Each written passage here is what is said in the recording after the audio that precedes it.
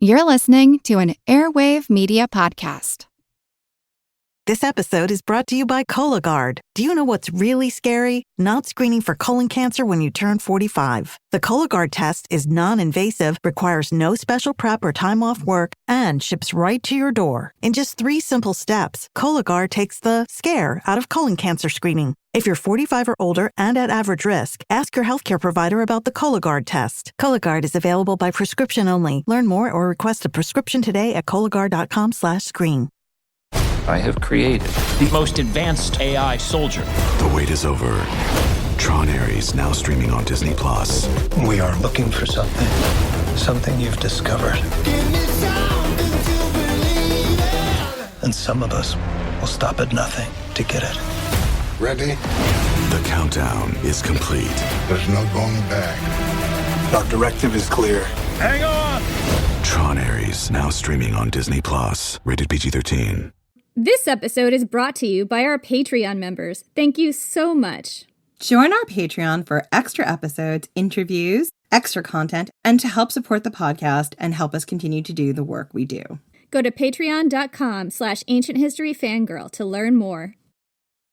I don't know. I don't really believe in the term guilty pleasures. I feel like all pleasures should just be pleasures.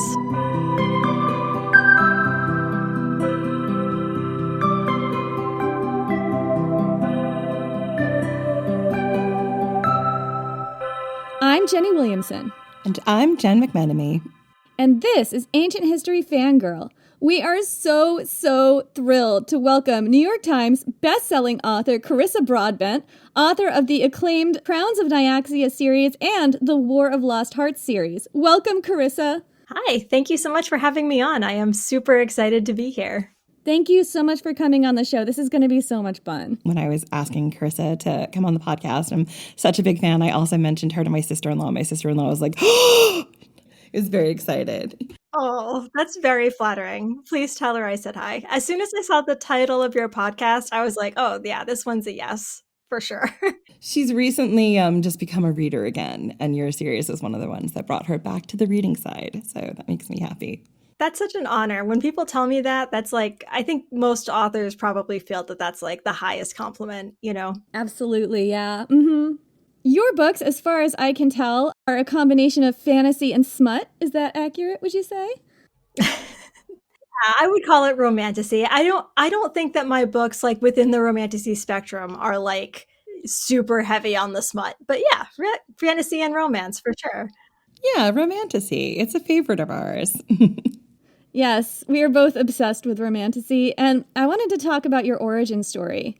What were some of your early inspirations from both genres, and what inspired you to want to combine them? I always liked to write really angsty stories about people kissing. I started when I was in middle school. That's the best kind, right? Action, adventure, and kissing. Yeah, I know, right? I know. I agree. So I'm a millennial. I am 31 years old, which meant that I grew up in the golden age of the internet. And there used to be websites, there were more than 5 websites. There were everyone, I was I don't know if you guys were nerdy enough to do this. I was a forum RP person when I was on the pro boards websites. Yeah, it's a whole thing.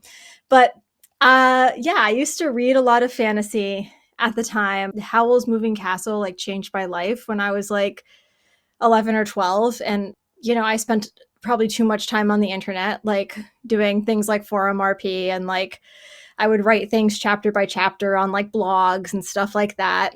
And I was very into superheroes, very into superheroes. I mean, you were the golden age of superheroes. Yeah, yes. It was there's this scene in the first Dark Knight movie, which came out when I was, I don't know, 12 or 11, or I saw it around that 12, where Christian Bale does shirtless push-ups, and that was definitely a big inspiration for me in my creative life at that time. Oh, so relatable. Yeah, right. Batman is the ultimate dark hero, isn't he? He's so morally gray. He's that billionaire. He's that archetype. I think so. Yes, I was very into things like Batman and Lord of the Rings and all of that stuff. And the romance aspect just kind of I mostly wrote like fantasy stuff, but the romance aspect kind of just naturally leached into it. I actually didn't start reading romance, like capital R romance, until I was an adult. And then it became a bit more like intentional that I was putting like romantic elements into my work, you know? Yeah, I totally relate to that. I was obsessed with fantasy as a kid and obsessed with romance as a kid. I read a lot of like old school bodice rippers, and I was also reading like Tolkien and other Robin McKinley and like the Hero in the Crown, stuff like that. So like I remember as a kid just thinking like, why aren't there people kissing in fantasy? I don't understand. In Tolkien. Yeah. But I think like I also kind of came of age in a weird time where like I was older than young adult. Like I was like in college or like upper high school, but when like kind of the young adult boom was happening. And I have like a big rant in May for folks in the publishing industry about how romantasy, it's like the same people, like the people who were like really into like things like the Hunger Games. Not that I'm claiming that the Hunger Games is romantasy, because it's not, but like a lot of those readers were very invested in the romantic relationships in this otherwise high stakes. Yeah, so I think a lot of it is the same people. And I think for a long time, the industry was like pushing romantasy into young adult, like things that would be labeled romantasy today. As little as 5 years ago, everybody would be aged down and it would be like put on the young adult shelves, even though the audience is not young adult, you know? So I kind of came of age in that time also. One of our people we've already had on book club is Elizabeth May, and she's just gotten a chance to sort of release the Elizabeth May author's cut of her series, The Falconer, which came out at the height of YA, but was really always a romantasy.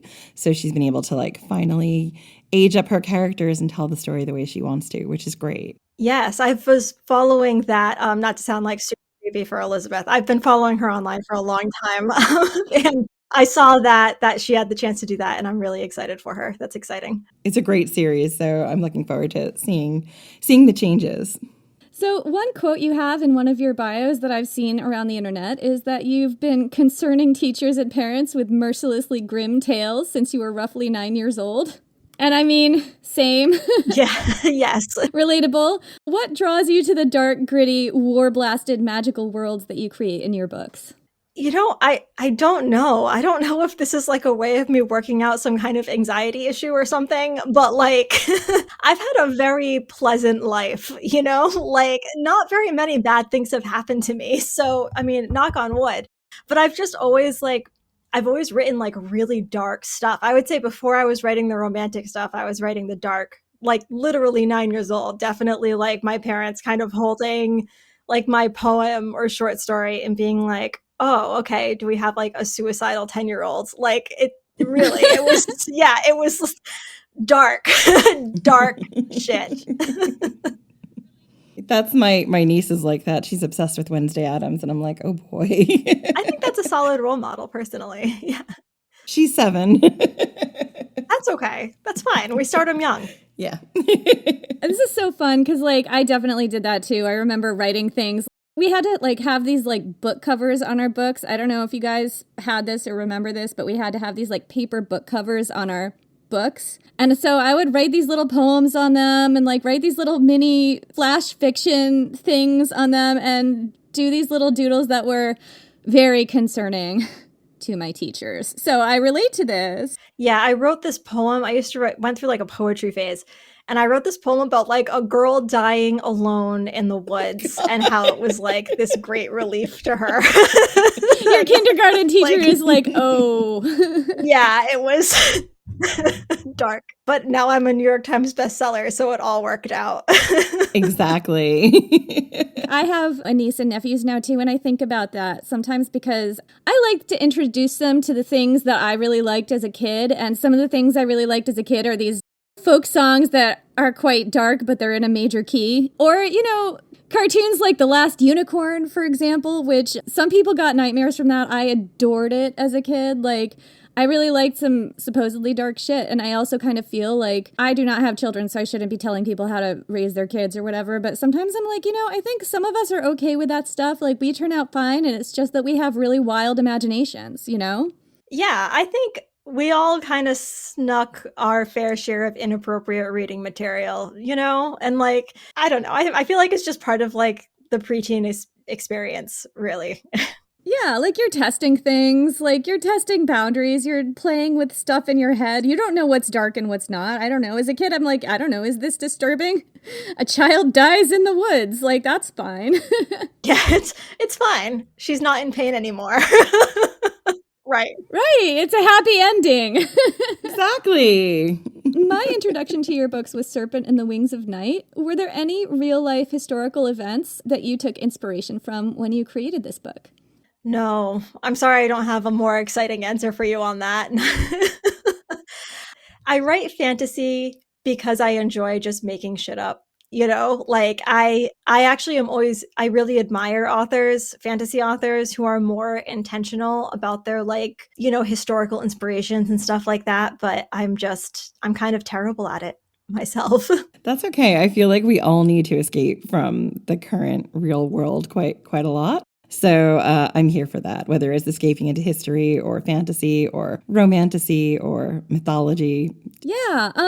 So what about mythology? I noticed that the Crowns of Nyaxia series is very focused on vampires. I love vampire romances and vampire-centric fantasies, and this was like an easy one that I would want to pick up and just absolutely blast through, which I did. Did you draw on any existing vampire mythology, or did you also make all that up? I've definitely drew from, kind of like standard vampire lore. But a lot of the Crowns of Nyaxia series for me was very much a yes and world building situation for me. Like the War of Lost Hearts trilogy was like, I had like this kind of thematic story that I was trying to tell. And a lot of the world building kind of grew from like that central protagonist kind of organically. With the Crowns of Nyaxia series, I sat down very intentionally and I wanted to do the opposite. I wanted to have a very big world that I had kind of sketched out the bounds to and then find the stories that I wanted to tell within that. So when it came to vampires, I knew I wanted to do vampires, high fantasy vampires. I was really into Castlevania at the time, and I was like, this is like the coolest shit in the world. So this is what I want to do, like this vibe. And I thought to myself, like, what kind of vampires should I do? Because, we have transforms into bats vampires, we have like Nosferatu vampires, we have mind vampire, like all the different, there's in popular culture, there's so many different types of vampires.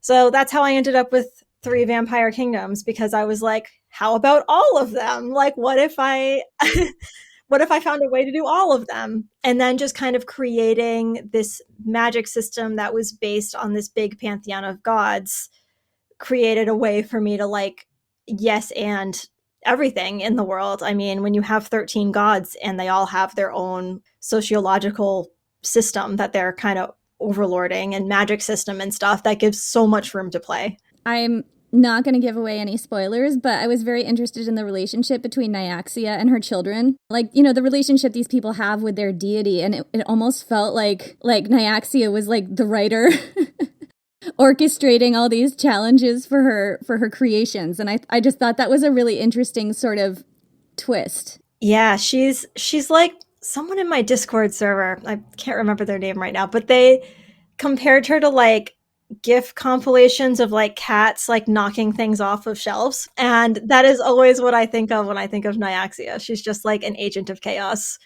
completely. How can we just fuck with these people more, which as an author, like that's one of the things that we do, right? I know. She definitely is a cat. But there's 13 of them and they're all like that. So which is like terrifying if you really lived in a world where the gods had that much palpable power over your lives and that was the situation you had to live in. It's almost like living in this fishbowl. That's what in the ancient world they believed, right? Like if you look at most of Greek mythology, it's like, oh no, Zeus has got his stick out again and he's created a whole host of problems for the mortals, or Hera's really angry and maybe started the Trojan War. Like they really believed that stuff at the time, and it was a way of sort of how they would understand their world. So it's great to see that in your book and, really get into how that would work. I think a lot of times people don't, when they're doing certain retellings of mythology, they don't get into the chaos monkeys that are the gods. Yeah, playing with the gods was like my favorite aspect of this series. And there's going to be 8 books. So there's a lot of god stuff. That's my favorite part of this whole thing. So it's exciting to hear you say that. I'm glad that it's interesting.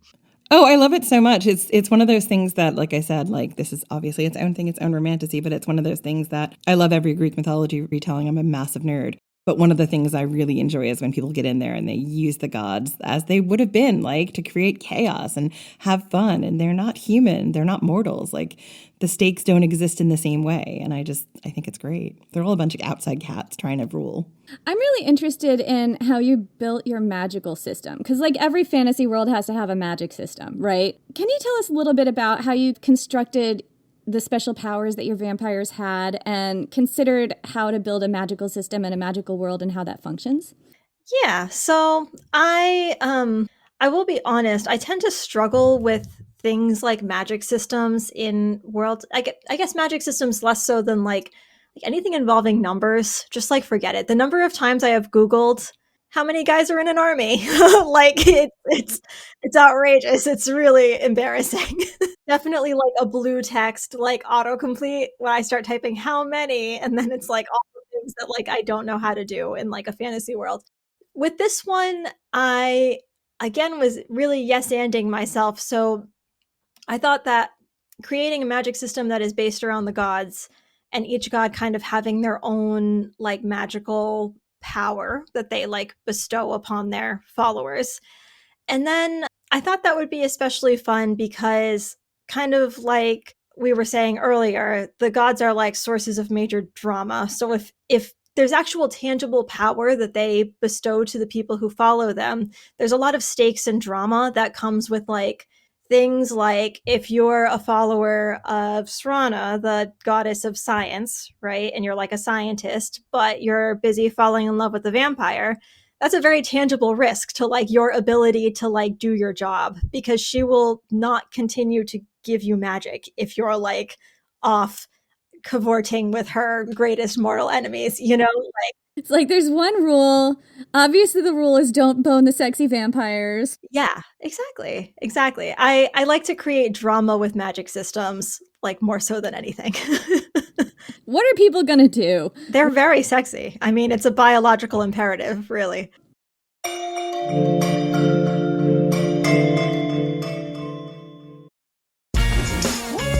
Refreshing wild cherry cola meets smooth cream. The treat you deserve. Pepsi Wild Cherry and Cream. Treat yourself. LinkedIn is pretty great at a lot of things, like helping you tap into the latest trends and insights in your field. We cannot stop your coworker from tapping her pencil. LinkedIn can help you find new jobs that align with your career goals.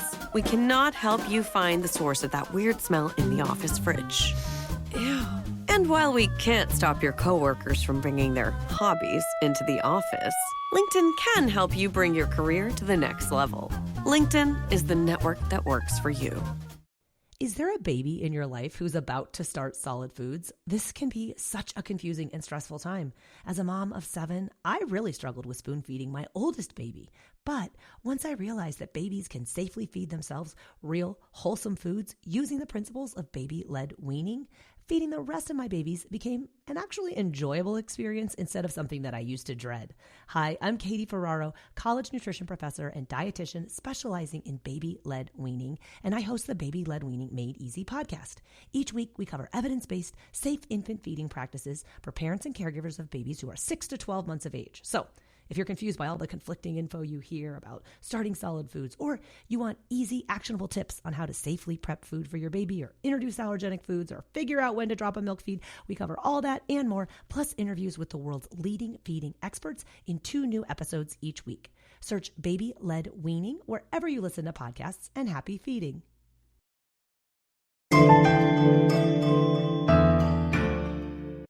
As a romantasy writer, what do you feel romance adds to the fantasy genre and vice versa?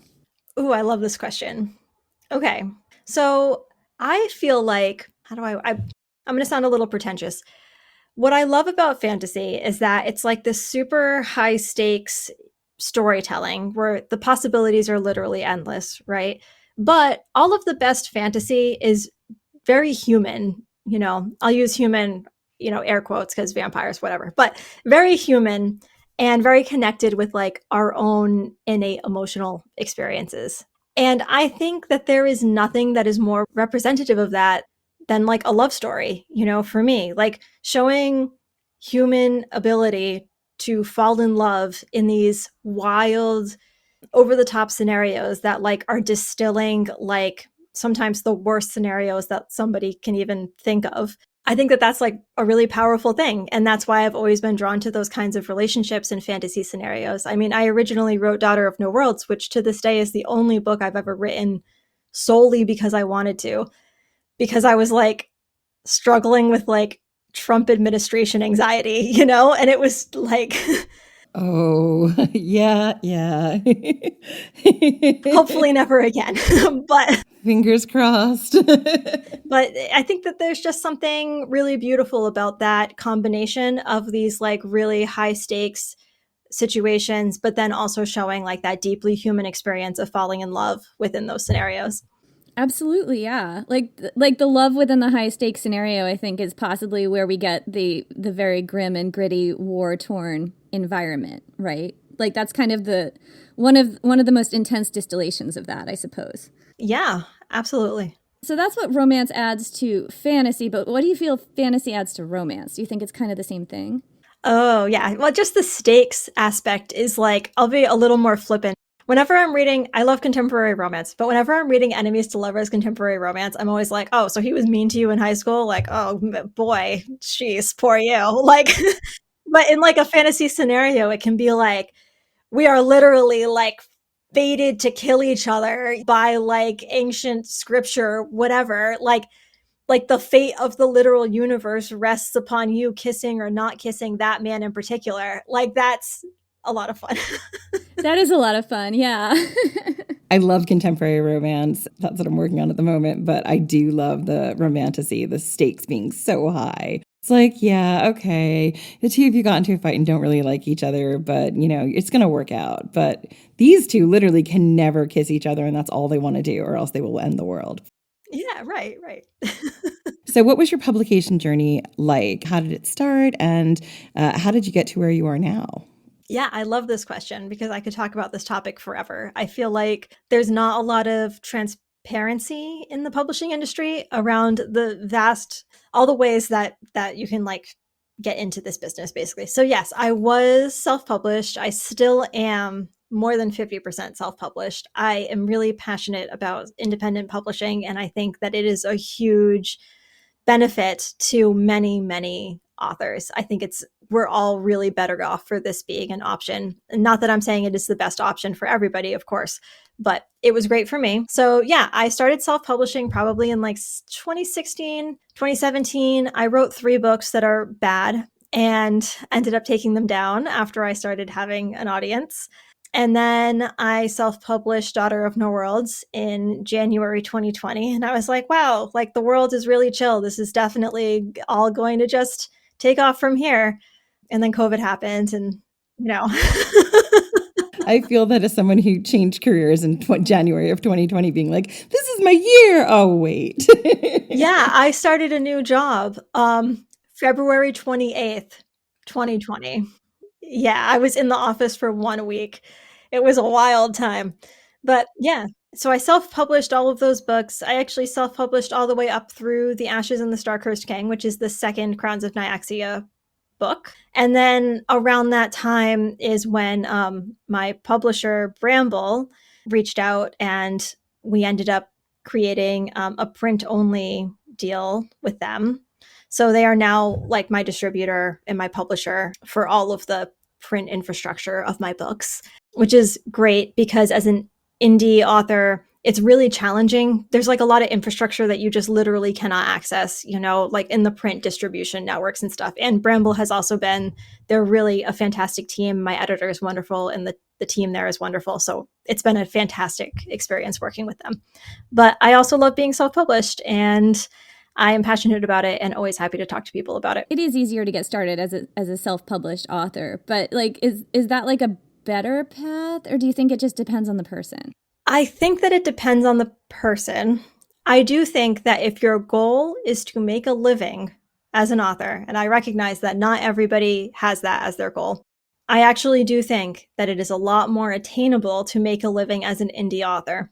I think that the mid-list in traditional publishing is really a lot more challenging to have a sustainable living in now. And in independent publishing, I mean, there are many, many authors in indie publishing who make, like a 6-figure, like upper 5-figure salary essentially a year. And they're people that you have like never heard of, like they have their people and they're monetizing that readership. And because they're taking home like a much bigger slice of the pie, that's a lot more attainable for them. So I was one of them. I mean, most people kind of congratulate me on my like overnight success, quote unquote, with The Serpent in the Wings of Night. And I'm not offended by that at all. Whenever I say this, I don't want to say it in like a, oh, how dare you not recognize all of my toil and struggle, et cetera, et cetera. I don't mean it that way. But why I always like to correct people about that is just because I want other early career writers to know that before The Serpent and the Wings of Night even came out, just with Daughter of No Worlds, Children of Fallen Gods, and Mother of Death and Dawn, I mean, I was making a living, a comfortable living as an author. So this is not something that is unattainable. Like, you don't have to compare yourself to the top 0.5% of authors. That was a very meandering answer, but I think that it is, depending on your financial goals, I think that it is a really something a lot of authors should consider. Yeah, I think that's really important to know, because I think for me, like, I wound up getting traditionally published for my first book. Definitely thought indie would be a great option for me if I didn't wind up having that work out, but like, I think it's important for everybody to know about all their options and like what is in front of them and what's realistic, because I think that a lot of us do want to make a living doing this. Like, this is work, Yeah. And it's also, honestly, for me, like, I feel like the ideal path for me is a hybrid situation, which is pretty much what I've got going right now, kind of best of both worlds. I think there are many authors who have always said, like, self-publishing, not for me. Totally fine. I think it's a very individual decision, but I think it's great that there's a lot more information out there about both of these options than there used to be. I worked for a British publisher for about 14 years, and I'm actually doing a maternity cover for they're a publisher, but they also do like book boxes, and it's a very different experience. But I completely agree with you. I think that it's a very individual choice which path you take, and publishing is a wonderful industry, and everyone who works in it is, at least from my knowledge, very overworked. So, there are benefits to being traditionally published, and there are also benefits to controlling your own marketing and your own audience. I think a hybrid is a wonderful compromise between the two, which helps particularly people who are mid-list move up and find their audience and be able to be professional writers, which is the goal for a lot of people. So let's talk tropes. What are some of your favorite tropes in fantasy, and which ones do you find yourself most drawn to in your writing? Ooh, let's see. So here's my feelings about tropes. I love tropes. I think that tropes are a great way of kind of describing what's in the bottle, per se. But I feel like as an author, I try to think about tropes from the angle of like what makes them appealing versus just the trope itself.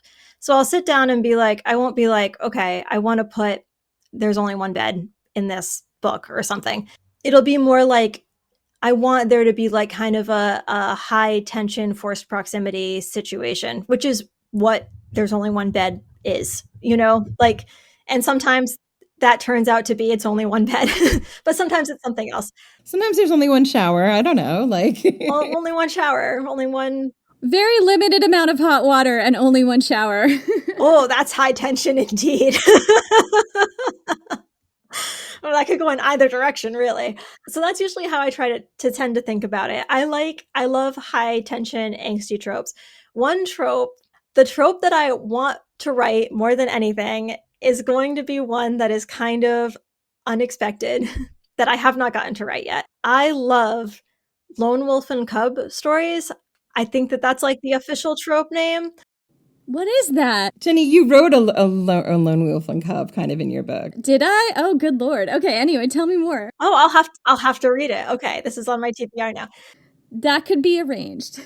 It's like when there's like a grizzled badass, like washed up kind of person. It's usually a guy, but could be anybody. And then they are like, have this like usually like a kid or a teenager like thrust into their care, and then they have to like go do a thing, and his heart like slowly melts as he learns the meaning of parental love. So like The Last of Us or Wolverine, like prime lone wolf and cub stories. I love that trope. I love it. I was just gonna say that's got to be The Last of Us, because I think Pedro Pascal is so good at that. The parental fatherly love, but it's underneath all this like scary deadliness. You know, I love that too, actually. I think the vulnerability of tough people is like sexy if you have it in that context, but it's also just absolutely heart melting if you have it in like a platonic context in various ways. So yeah, definitely. Yeah, there's something about like a hurt, guarded person like learning how to love again. That's like just so, yeah, it gets me. It gets me every time. I was just thinking Castlevania, and I'm thinking of like Trevor and Sypha, and like she's not quite a cub, but like that he's that grizzled, and she kind of melts his exterior, and he makes her a little grizzled by the second season, but like it's kind of that feel. I think she gets grizzled by the second season. I mean, look, it's hard to hang out with Belmont and not get grizzled, but anyway, like I think that's one of the few times I've seen it done non-platonically, like surrogate parent-child.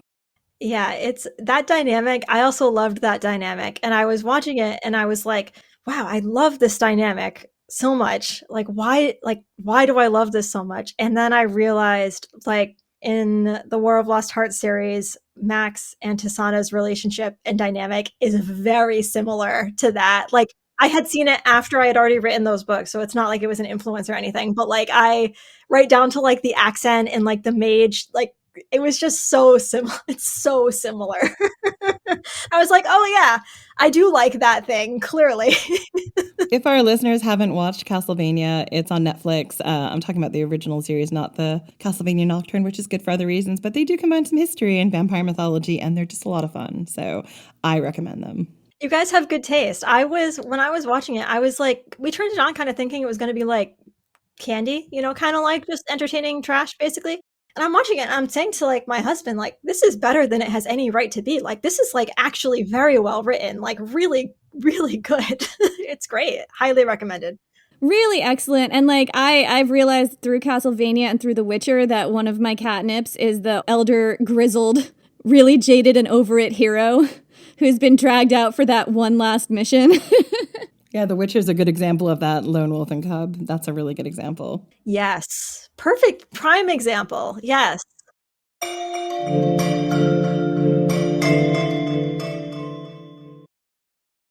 Did you know your hair ages just like your skin does?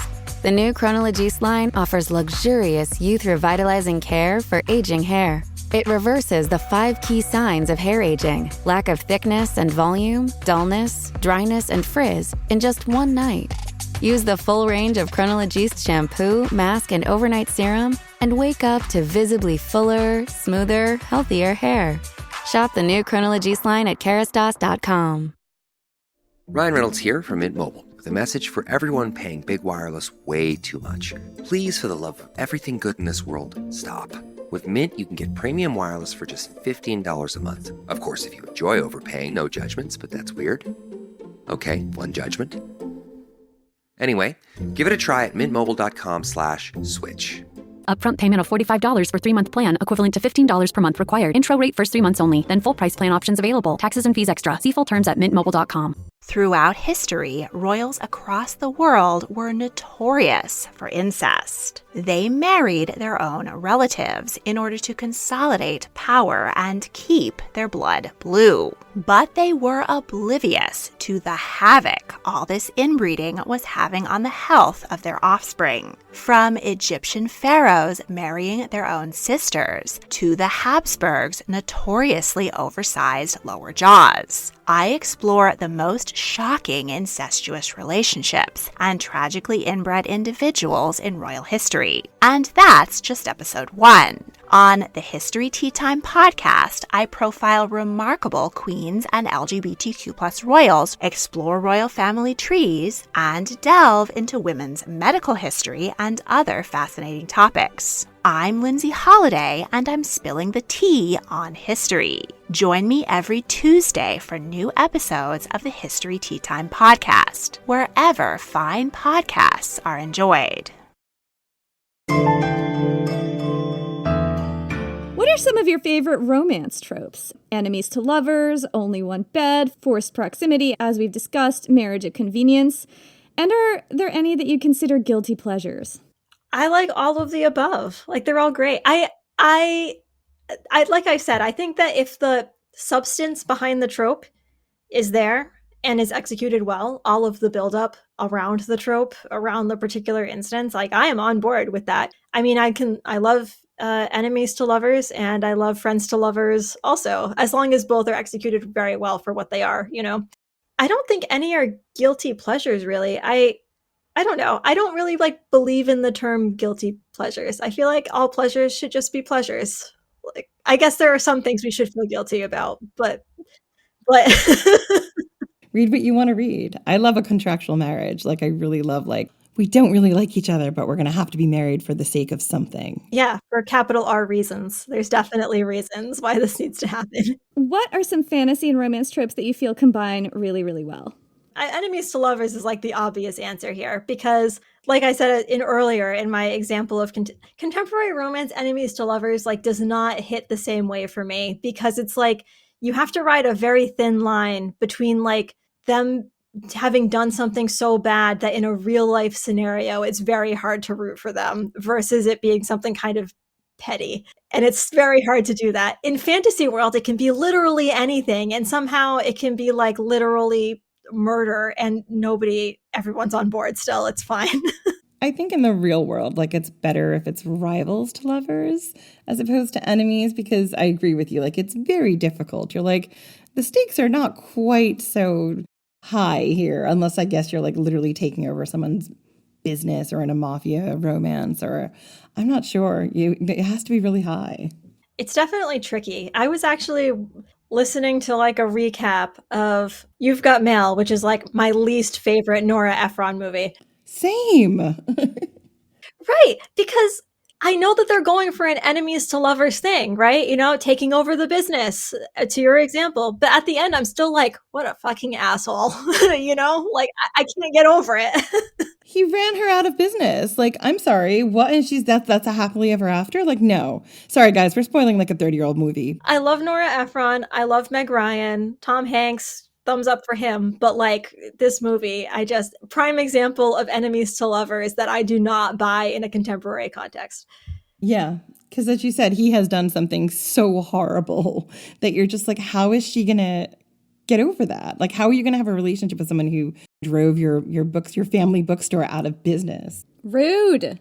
And not in a sexy way. I feel not to be prescriptive, I'm just thinking about how I would make it work if I was going to try that, because enemies to lovers is my favorite trope. I talk about it all the time. I love it so much. I want to carve it on my body. But yeah, I feel if I was going to write a contemporary enemies to lovers, it would probably have to end with the enemy, one of them, whoever is the jerk in the scenario, right, coming around and being well, I'm going to give it up for you. That's the journey. Yes, I completely agree. And I think that's true in fantasy also. I think you really have to understand where the enemies comes from, and make sure that you reconcile with that in characters. I don't know. I feel really strongly when I'm writing romances that I want my characters to not just be hot people who want to have sex with each other, but also I want the reader to come away at the end of the book being oh, I can definitely see these people spending their entire lives together. Even if they're vampires and they live for 700 fucking years. That's a long time, okay? They really have to actually like each other and cooperate with each other as people. I think that's the key to making enemies to lovers work. For me as a reader, I need to feel all of that infrastructure behind them is working. And I guess that's true in contemporary and in fantasy. And again, it's the reason You've Got Mail does not work. I don't buy it. He manipulated her so fucking hard. That's even aside from the fact that he put her out of business. I don't know. The gaslighting, it's real dark. Tom Hanks. Tom Hanks is the everyman. He's not supposed to be the guy who manipulates you into a relationship. What is that? Listen, it's a relationship founded over the internet. It's an AOL relationship. There's some gaslighting and catfishing going on. I'm just going to say it happens. The early internet where people didn't have defenses for this kind of thing. I know. It was It was like sexy for a minute, and then it was like To Catch a Predator, and then it's and now it's just like boring. It's like, Tinder. I'm not saying that like you can't find love on the internet. I'm just saying in this particular instance, that is not what happened. Yeah, to be clear, no shade at all to finding love on the internet. Of course not. Yeah. It just, in this instance, that was not love. That was catfishing and gaslighting. And I'm just drove her out of business. And anyway, I got to move on. Listeners probably did not tune in to hear us talk about like this, 40-year-old movie at this point? It's not 40 years old. It's probably like maybe 25. Yeah, 25 or 30. No, you're right. It's 90s, right? Yeah, so sorry guys. I didn't expect to find such passionate camaraderie in my dislike of You've Got Mail. No, I remember when it came out and I worked at Blockbuster and just like, you got to watch the movies early and just watching it and being like, where's the romance here? Like, I just love that there's just a certain time that we're evoking with the Blockbuster, with the AOL, with the You've Got Mail. It's still gaslighting and catfishing. I'm sorry. Like it's not as bad as some of the 80s movies, but like... Oh, no. No, we haven't even gotten into that shit. So, what are some of your favorite sex tropes? Are there any that are turnoffs? Not to say that, like, to yuck anyone's yum, just for you. Oh, let's see. I had to like really like kind of ease myself into writing sex scenes, honestly. Yeah, I feel like it's like a skill. Like it's a really specific skill being able to write a really good sex scene. They're very challenging to write. People always laugh when I say this, but I think it is kind of like the same creative muscle as writing a good fight scene. Oh my God, I say that all the time. Oh, sorry, I'm getting shouty. I feel passionate about this. Yeah, me too. Because it's like they're both things that when you are doing them, they're exciting. But to write about it, it can feel like, oh, well, I stabbed a guy a bunch of times. I stabbed her with my sword a bunch of times. You know what I mean? Like it's... Yes. So I feel like with both of them, I've discovered that the key to writing a good fight sequence is having a gimmick. And I think that is also true of sex scenes.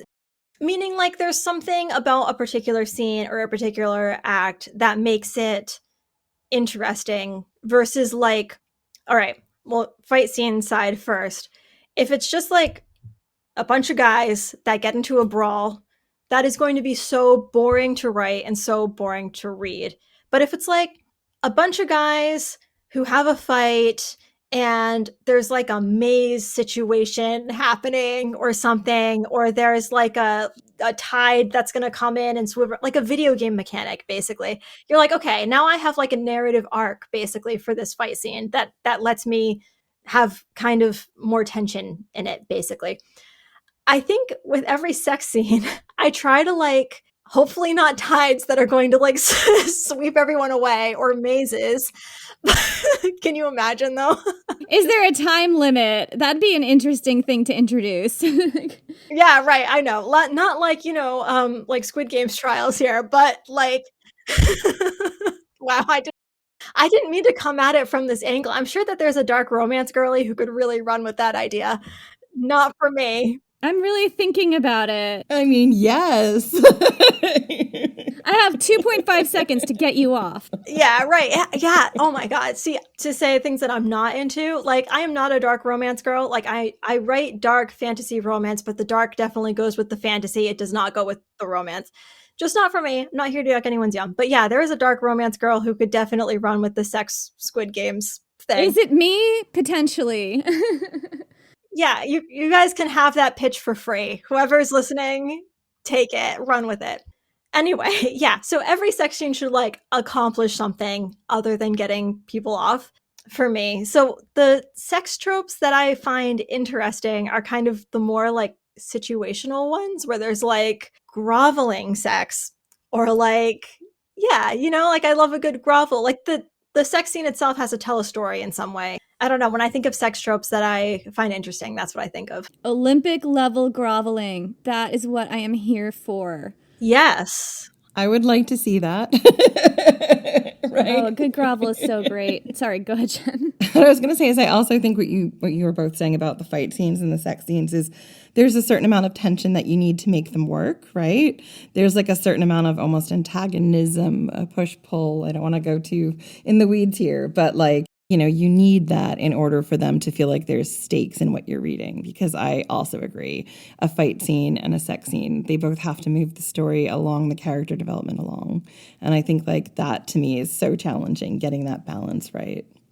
It's so fun though. Like I feel like with my book, I have a lot of fight scenes and sex scenes. And I had to the sex scenes were easy for me, but the fight scenes were really hard because I got super up in the weeds about what are people physically doing, and I haven't been in a lot of sword fights. So it's kind of hard to figure it out. But I guess what really helped me crack it was that the sex scene and the fight scene are real similar. And I felt this way too, because this is a conversation. These are both conversations between two or more, however many people, so there has to be an emotional exchange as well as a physical exchange. And that's easier in sex, but it also happens in your fight scenes. There's emotional stakes. There's a reason why these two people are fighting. Yeah. And that's what people care about.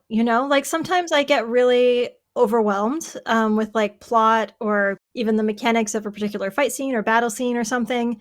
And I get really stuck because I'm really focused on big picture plot. I mean, I write epic fantasy. In the Nyaxia series, we have 6 books for things to get really, really big and really complicated.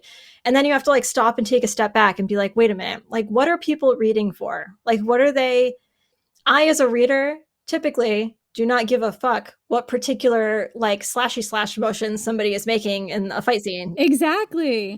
Yeah, I care about the emotions that the person is having or the conversation or the back and forth. That's what makes the scene fun. Absolutely. I'm an anime nerd. So watching this one anime, right? Rurouni Kenshin. I don't know if you watch that anime. It's kind of old, but I got into that, and there's the whole 17 million season arc where it's about this guy who's a samurai and he's got a sword and he does a lot of sword fighting. And the sort of regular show fight episodes, a lot of them are the two people running at each other. So there's 2 people running at each other, and then there's sort of a blurry, shaky screen and some sword flashes, and then that is the fight scene, right? And it's not particularly detailed.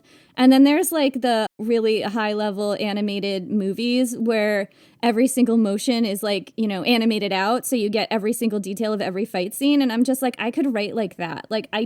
You can write like that. You don't have to show every single step and every single slashy slash. It's great if you can do that, but you don't have to, because people are there for the emotional exchange, and you can kind of gloss over that. Yeah. And I would also argue that on a page, showing every slashy slash is just inherently less interesting than it is on a TV screen. It's not a visual medium, so it's you're kind of losing some points there. I know there are some people who can do it and they do it very well, and Godspeed to them. But yeah, I'm right there with you, really. Mm-hmm. Yeah, there's this one scene I'm trying to game out right now where it's somebody has to do a very specific move and I have to figure out what that move is. But other than that, most of the time you can gloss over, you can get away with that a lot. I've found, at least in the one book that I wrote, and that's how I got to the end of that, because I will also really overthink it. Yeah, I have written at this point 11 books, 12 books. It doesn't stop. That's just how it is forever. So you have that to look forward to. Watching martial arts videos on my YouTube channel a lot.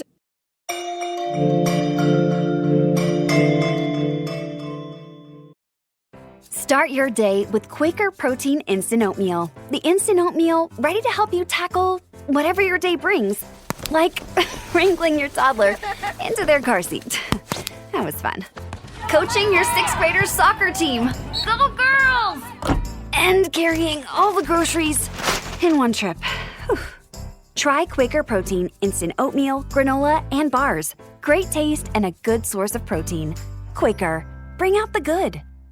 No one hates history, they just haven't found the right teacher yet. Or in this case, a nerdy best friend who loves to tell you all about world history, women's history, and weird history. Hi, I'm TK, the creator of For the Love of History podcast, a place for people who want to learn more but don't know where to start, and history lovers who want to break from the mainstream. From rat trials to warrior women, we cover topics from every country and era. Whether you're a history expert or just starting out, there's a place for you here in the Time Machine. So join me every Friday on your favorite podcast platform and YouTube for a brand new topic. See you there. Bye.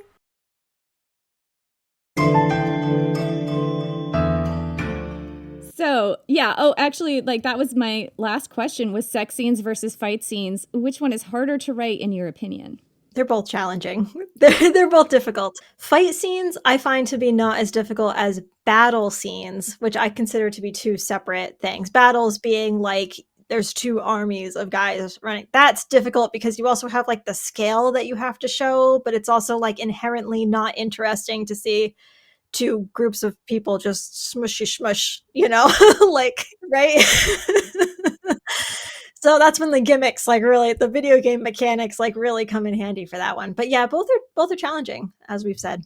I mean, to be fair, most battlefields are quite squishy.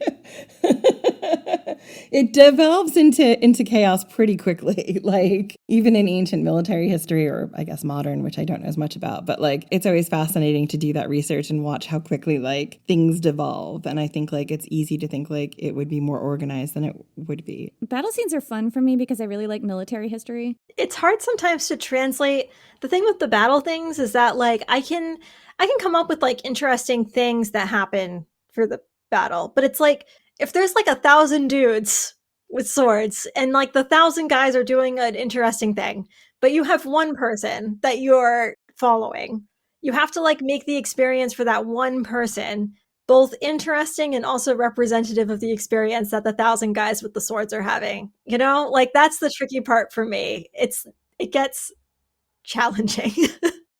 While also being very specific to that person and like what their individual stakes are in that battle. Yeah, it's tough. And it's like I also have a bad habit sometimes of going into what I call woo-woo magic, which is like when the magic is just when I'm not like, I don't know. It's very easy for everything to get very squishy in like a battle situation for me. Like that's my writer weakness with battle scenes. That's my Achilles heel. The battle sequences.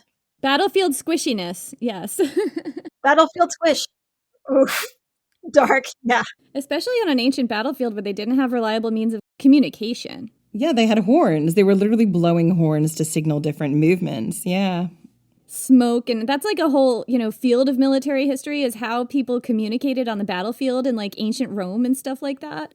I don't think we know for sure a lot of the time. I mean, listen, we've talked ad nauseum on this podcast about what happens when you introduce war elephants onto the battlefield and how they are just as likely to rampage your own troops as they are to attack others. No battlefield plan survives contact with the enemy. I have to listen to that episode. There's 2. They're really early episodes. Yeah. We have 2. Yeah, they're really early episodes, but I want to write a novel about a woman war elephant trainer, which I will get to someday. I love that. You are really selling me on your books. I really, I'm here to do that one person at a time. That's how it works, though. It's all hand selling in the end.